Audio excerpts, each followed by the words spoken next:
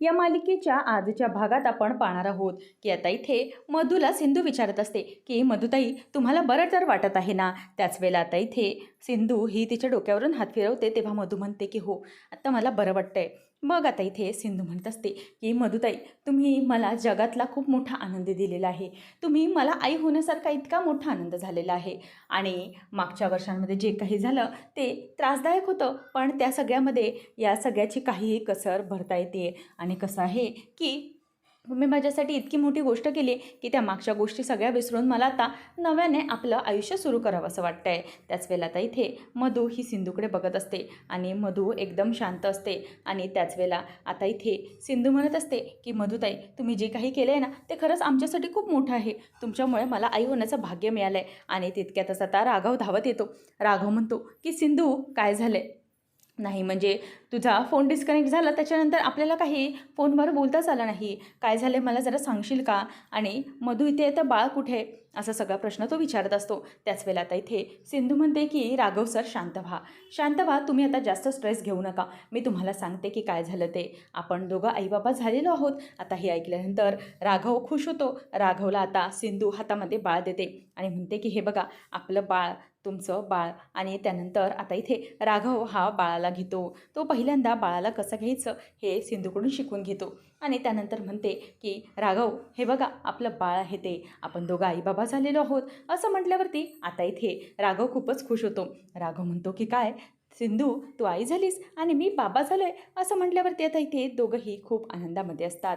आणि त्याचनंतर आता इथे राघव म्हणत असतो की हो खरंच हे जगाच्या वेगळं फिलिंग आहे. मी पप्पा होणार आहे असं सगळं आता इथे तो म्हणत असतो.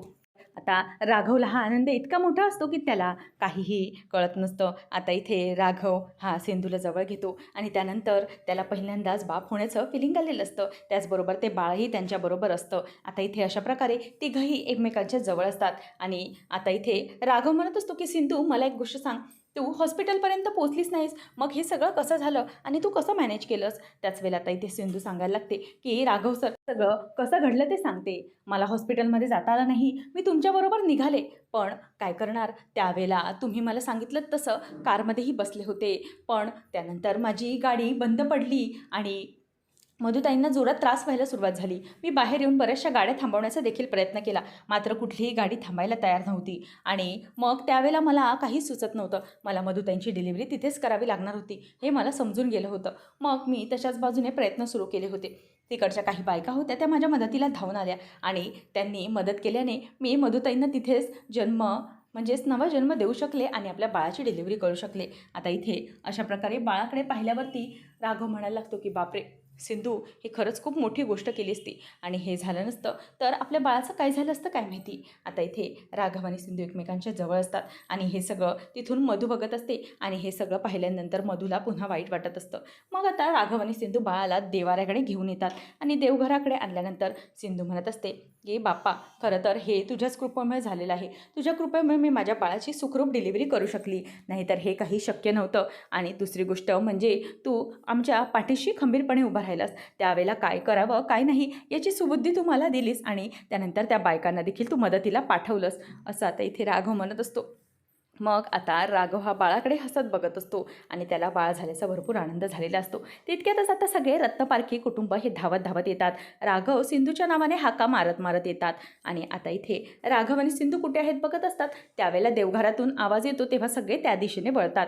आणि आता इथे राघव म्हणत असतो की काकू आई हे बघा कोण आहे आपल्याकडे. आणि त्याच वेळेला आता इथे सिंधू म्हणत असते की काकू तुम्ही आजी झालेला आहात.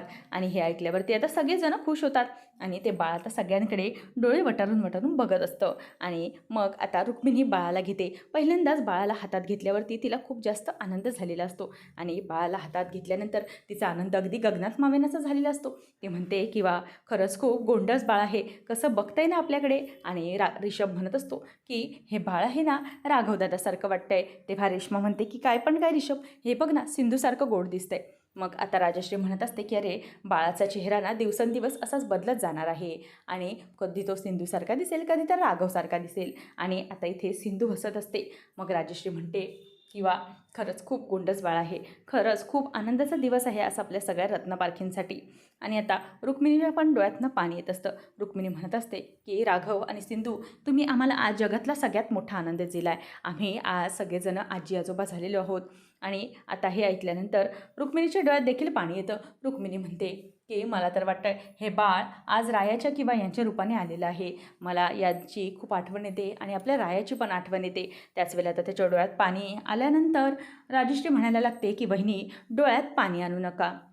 आज आनंदाचा दिवस आहे की नाही, मग रडायचं नाही. मग आता रुक्मिणी म्हणत असते की नाही गं, हे आनंदाश्रू आहेत, माझ्या डोळ्यातलं पाणी नाही. मला खूप बरं वाटतं आहे, आपल्या रूपात कोणाच्या ना कोणाच्या रूपात हे बाळ आपल्या घरात आलेलं आहे.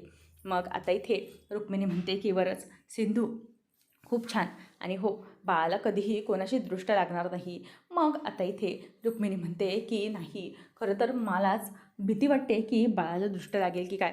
राजश्री याची दृष्ट काढ गं बाई, आणि ती तिलाच बाळाकडे देते. तेव्हा राजश्री म्हणते की नाही वहिनी, तुमची दृष्ट बाळाला कधीच लागणार नाही. आणि राजश्री हातात घेऊन म्हणते की सिंधू, खरंच बाळ खूप छान आहे गं, तू खरंच खूप गोणी मुलगी आहेस. आणि आता राघव म्हणतो की सगळेजण तुम्ही कौतुक करताय बाळाचं, पण एक गोष्ट लक्षात घ्या, हे सगळं केवळ सिंधूमुळे झालेलं आहे. सिंधूच्या वर खूप मोठी वेळ आली होती आणि त्या बाळाला सुखरूप जगात कसं आणायचं हा तिच्याकडे खूप मोठा प्रश्न होता. मग आता रुक्मिणी म्हणते की म्हणजे म्हणजे काय झालं नेमकं सिंधू, सांग आम्हाला. त्यावेळेला आता सिंधू म्हणते की सांगते, काय आहे ना की ज्यावेळेला तुम्ही सगळे निघून गेलात तेव्हा मधुताईंना त्रास व्हायला सुरुवात झाली होती. मधुताईंना पोटामध्ये कळा येत होता त्यावेळेला.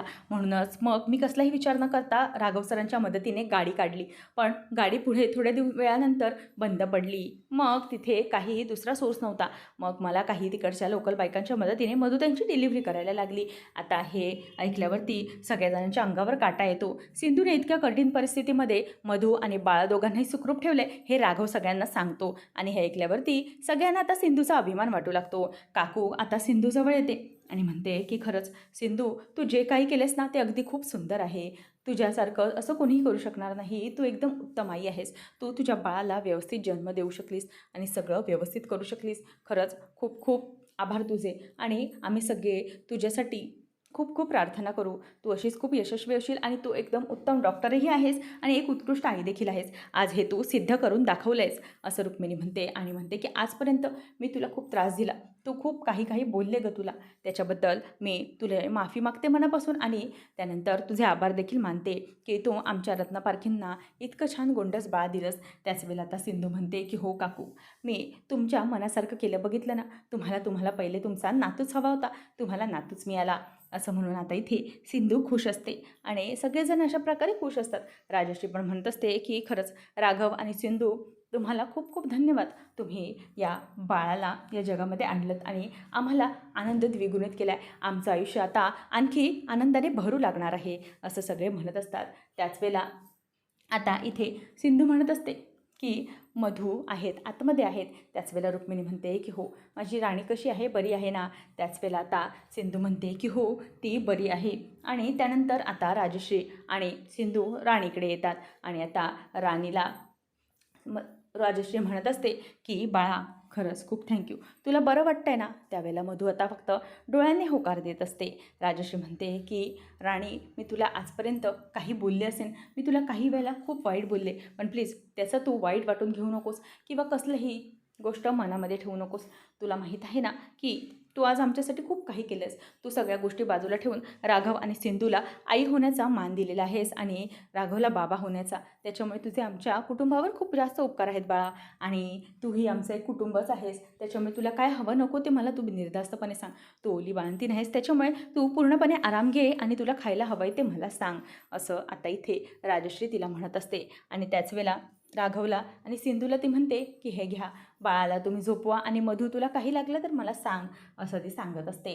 तर आता पुढील भागात आपण पाहणार आहोत की राघव आणि सिंधू मधूच्या दरवाज्यावर आलेले असतात.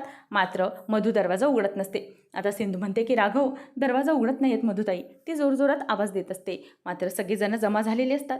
सगळे म्हणतात की काय झालंय. मात्र सिंधू आता काहीही आवाज देत असताना मधू तिला रिप्लाय देत नाही. मधू आता रूममधला जो पंखा असतो त्याला रश्शी बांधून ती गळफास घेण्याचा प्रयत्न करत असते.